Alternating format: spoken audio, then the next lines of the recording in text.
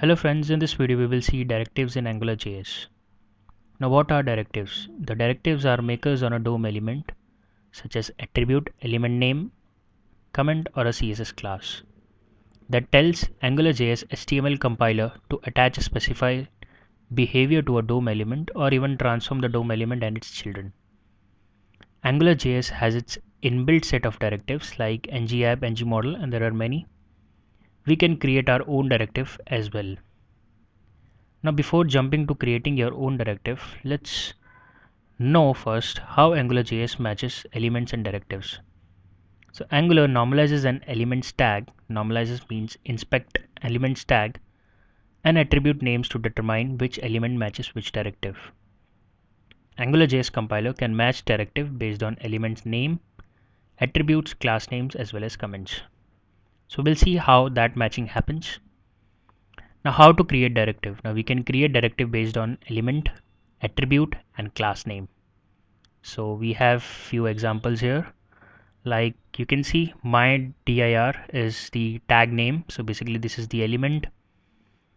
And you can also create attribute. So based on this attribute, the directive will be called, and based on the class name, the directive will be called or matched. Now the next question comes to our mind is, what is so special about directive? Why we should use it? Now we can keep the HTML clean, ignoring writing logic on HTML itself. So what happens, you just write HTML on a HTML page and the logic will be written on a separate JS file which will be called by AngularJS by matching the element and the directive. So basically you are having a clean HTML. We can reuse the created directive. Yes, you can create a directive and you can use that directive on a multiple pages on a multiple times. It prevents code redundancy. Yes, this point is connected to the second point. It reduces the redundancy, and if you want to make any changes, you just have to make at a particular place. Now we also request you to watch other videos in the playlist, so you'll be more familiar with the AngularJS. Now these are the list of commonly used built-in directives which we will use, or we will see each one of them. And before seeing this, let's go to our simple application which we have created in AngularJS. So this is the Angular demo start.html. So we have referred angular.min.js. We have designed a modular structure. So we have app.js, which is the application.js. So here we are registering the my app. So the name of our application, Angular application or module is my app. And here we are specifying the dependency, that is my app.controllers. So when the page loads, this app.js will be called. It will register my app, and it also calls this dependency. So this dependency is present in controller.js. So you can see my app.controller. So it basically calls this controller.js. And these JS files or these modules are connected to Angular demo start by directives. So this ng app directive, it basically connects this body tag or this entire view with the module we have created in the app.js. That is my app. So this is about ng app, and we also have to refer this JS files using script tag in the HTML page. So the next directive we have is ng controller. So basically we have controller being created in controller.js, and the controller name is myCTRL. So this myCTRL is registered with this div. So whatever content this controller has, its scope will be present inside this div. So what we are doing in the controller, we are setting a message, or we are assigning a message to a scope. Scope is basically kind of a view model, and then we are using, or we are binding this message inside this div. So if you bind this message outside this div, it won't be able to access because the ng controller directive is used with this div. So this is what ng controller does. It basically binds a particular element or a particular section of an HTML page to a controller. So moving forward, we have ng repeat. So ng repeat is basically like for each or for statement.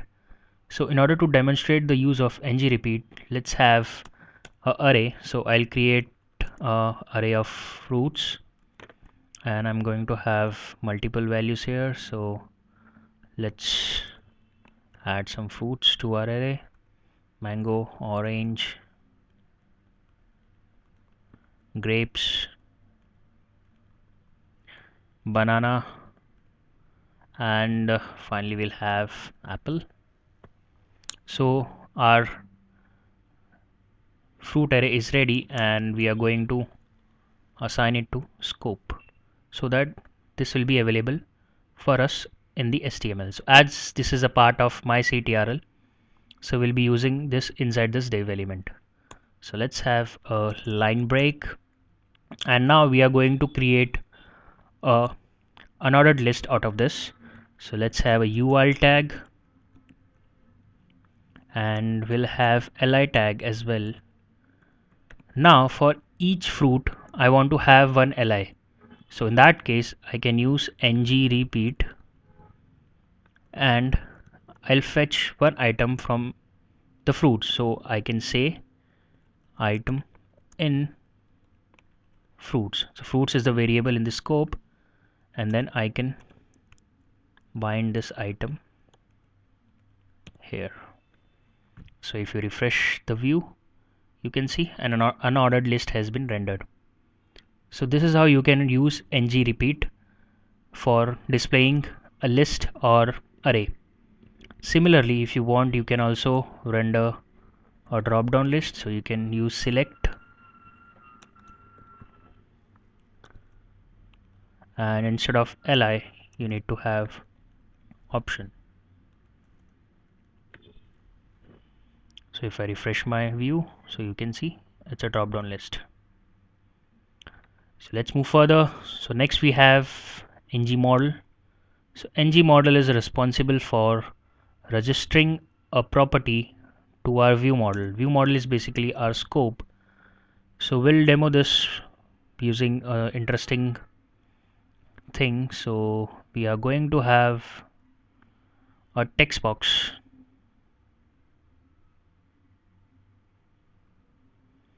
Let's refresh my view. So currently I don't have anything except the message. So we say enter name, and we'll have one input type text, and we'll use ng model directive, and we'll name it as first name. So what this directive does is basically creates a property in the scope variable, or in the model you can say. So now we are going to bind this inside a bold tag using this double curly braces, and we are going to use the same name, same ng model property name. So what happens, whatever you write inside this, that will be shown in the bold tag. So this is how you can create a property inside a view model, or you can say scope, using ng model. So let's move further. We have ng disabled. So ng disabled and ng checked is kind of similar directives, so we'll be showing demo for a single one. So in order to see ng disabled, so ng disabled, as name suggests, is basically for disabling something. So in order to disable something, so let's have a text box only. So we'll have one text box. Okay, and we will be enabling or disabling this text box based on a checkbox.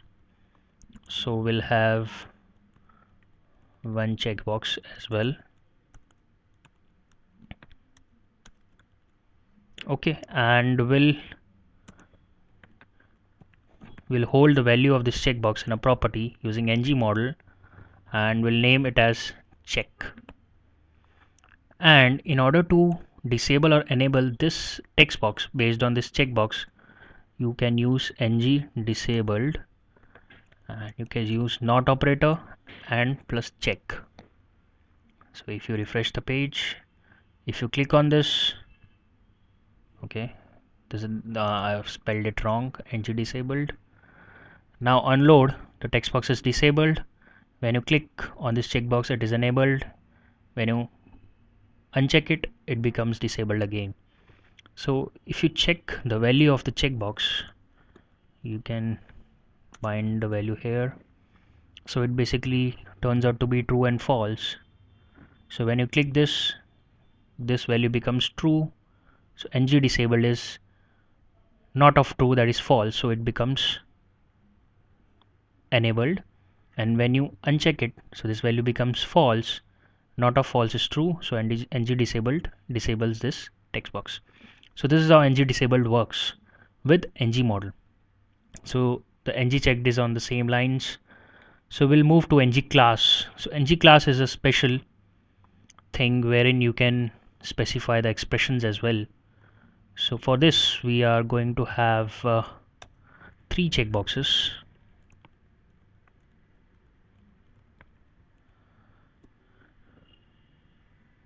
And we are going to name them as in class.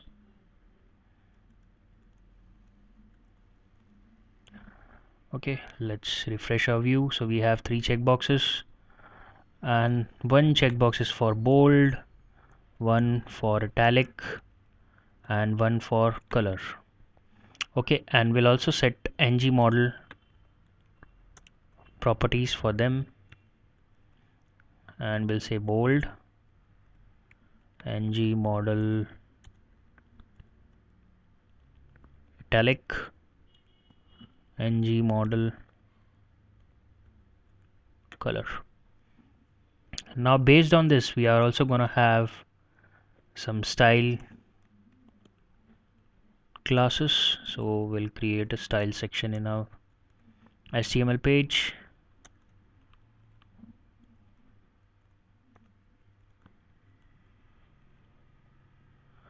So we are going to have classes for bold. So when it is bold, we are going to have font weight as bold.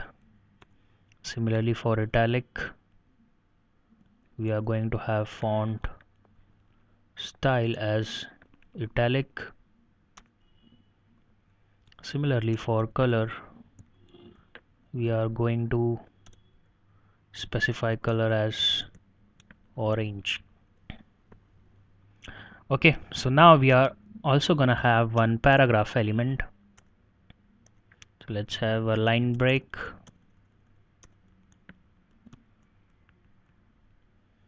and then we'll create one paragraph,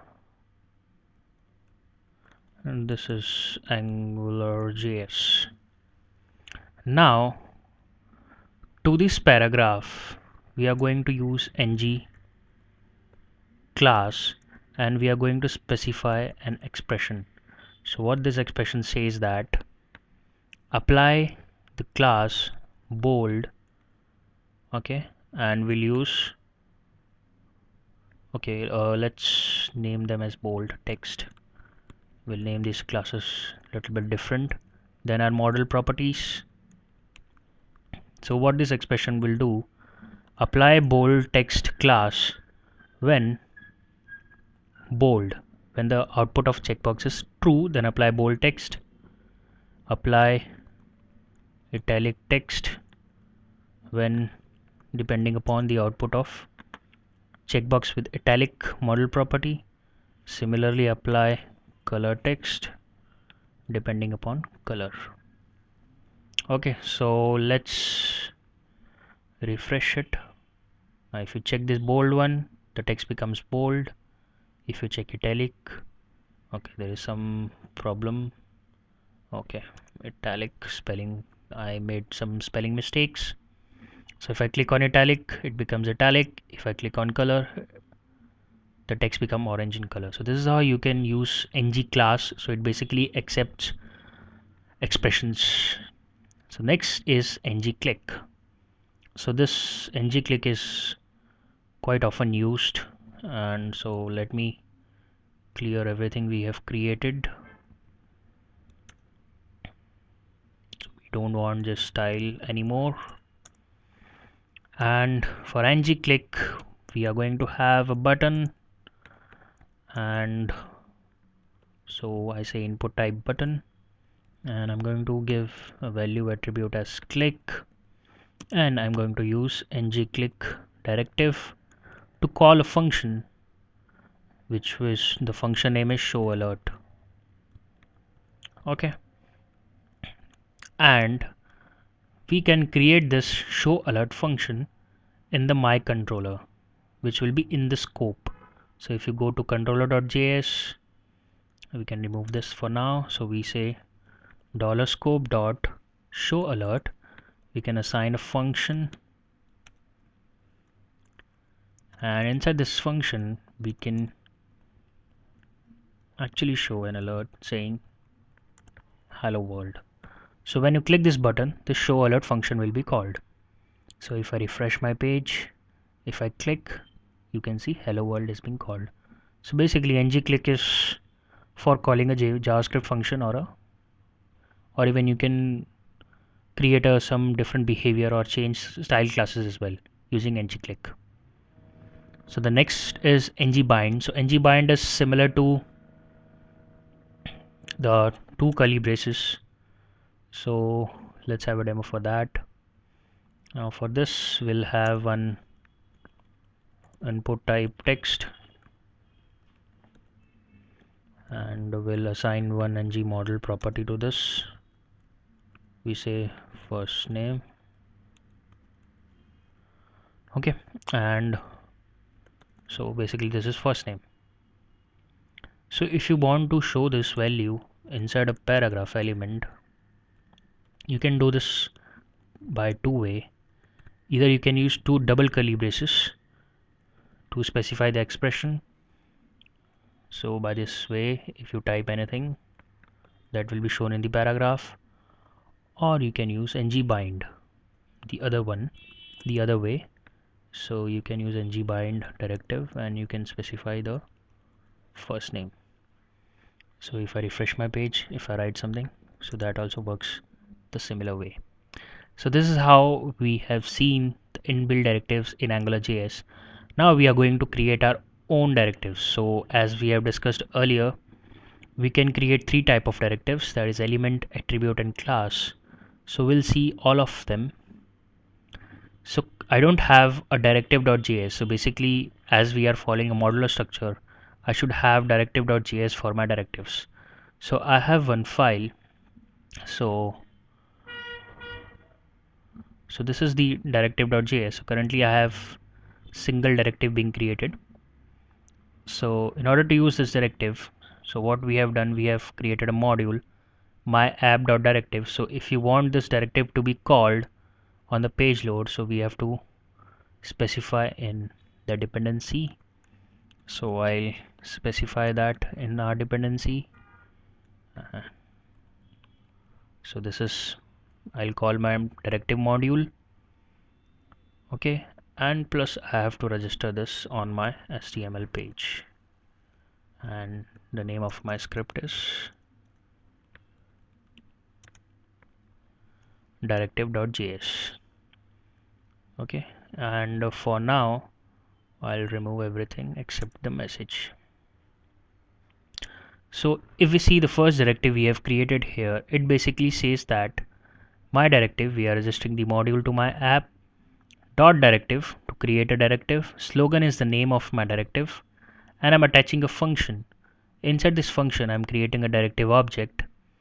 I'm saying restrict it to element. So basically this restrict specifies whether it is of element type, attribute type or a class name type. So E means element, and I'm also assigning a template. Template means this text will be rendered for this slogan, and finally we are returning this directive. So when we want to use this directive, so we'll use the slogan name and we'll render this. So we'll write it as an element. Element means a tag, and if we refresh it, so you can see this is AngularJS directive demo, the same thing we have seen here. Okay, so if you want that, we don't want the text of this, but we want to show the text which will be written inside this, so that also we can do. So for doing that, there is an attribute, or you have to set, that is transclude. So we have to set it to true, and we have to use a directive here ng transclude. So if you refresh this page, there will be nothing shown inside this because we have used transclude. So whatever you write inside this, that will be shown on the page. You can see here. So only italic tag will be used. The other text will be from the HTML page. So this is about the element directive. So similarly, we'll create directive for attribute name and for class. So for attribute name, we'll have one more directive.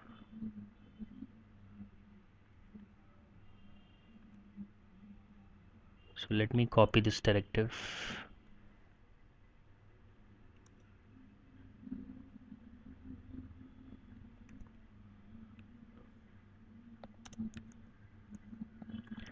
And we'll restrict it to attribute name. So A stands for attribute. We are not going to use any transclude in this. Similarly here as well. Okay. And this is AngularJS directive demo. Okay. And now we are going to name it as slogan at ttr.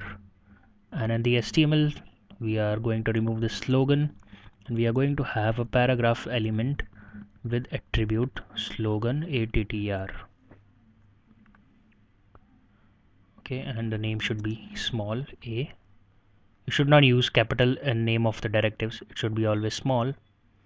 And if I refresh it, so you can see this is AngularJS directive demo. So this is how the attribute one works.